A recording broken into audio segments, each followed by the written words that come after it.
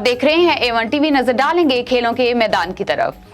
Pakistan cricket team के कप्तान बाबर आजम को वर्ल्ड रिकॉर्ड बनाने के लिए 3 मैचेस में 98 रन दरकार हैं, जो सचिन तेंदुलकर, रिकी पोंटिंग, विराट कोहली समेत दुनिया के क्रिकेट के तमाम बल्लेबाजों को पीछे छोड़ देंगे। फीफा वर्ल्ड कप 2022 की चमचमाती ट्रॉफी लाहौर पहुंच गई और मुकामी होटल में रहनुमाई कर दी गई। वर्ल्ड टूर में ट्रॉफी 51 ममालिक का सफर करेगी। FIFA world cup trophy tour 2022 की मरकजी तकरीब मुकामी होटल में हुई। इंटरनेशनल साबिक फुटबॉलर क्रिश्चियन क्रेम्बियो भी ट्रॉफी के हमरा पाकिस्तान आए हैं।